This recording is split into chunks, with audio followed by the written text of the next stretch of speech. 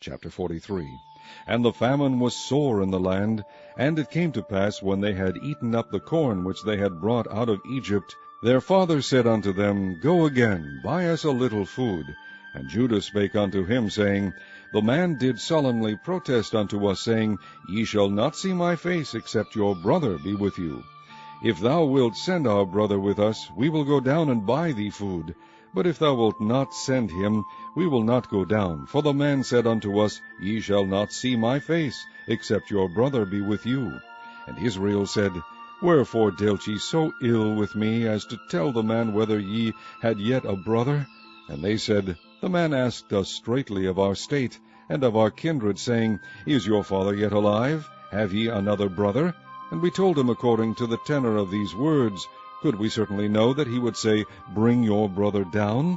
And Judah said unto Israel his father, Send the lad with me, and we will arise and go, that we may live and not die, both we and thou, and also our little ones.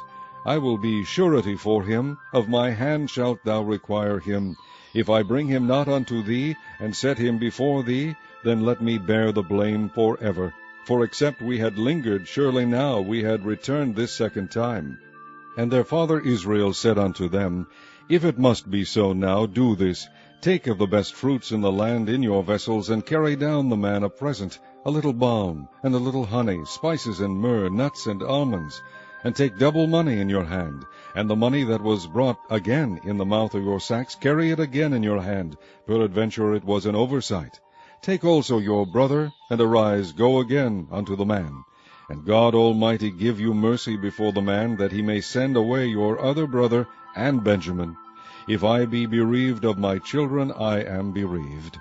And the men took that present, and they took double money in their hand, and Benjamin, and rose up and went down to Egypt, and stood before Joseph. And when Joseph saw Benjamin with them, he said to the ruler of his house, Bring these men home, and slay and make ready, for these men shall dine with me at noon. And the man did as Joseph bade, and the man brought the men into Joseph's house. And the men were afraid, because they were brought into Joseph's house, and they said, Because of the money that was returned in our sacks at the first time are we brought in, that he may seek occasion against us, and fall upon us, and take us for bondmen and our asses. And they came near to the steward of Joseph's house, and they communed with him at the door of the house, and said, O sir, we came indeed down at the first time to buy food. And it came to pass, when we came to the inn, that we opened our sacks, and behold, every man's money was in the mouth of his sack, our money in full weight, and we have brought it again in our hand. And other money have we brought down in our hands to buy food. We cannot tell who put our money in our sacks. And he said, Peace be to you, fear not. Your God, and the God of your father, hath given you treasure in your sacks. I had your money. And he brought Simeon out unto them. And the man brought the men into Joseph's house, and gave them water. And they washed their feet, and he gave their asses provender. And they made ready the present against Joseph came at noon, for they heard that they should eat bread there. And when Joseph came home, they brought him the present which was in their hand into the house, and bowed themselves to him to the earth. And he asked them of their welfare, and said, Is your father well, the old man of whom ye spake? Is he yet alive?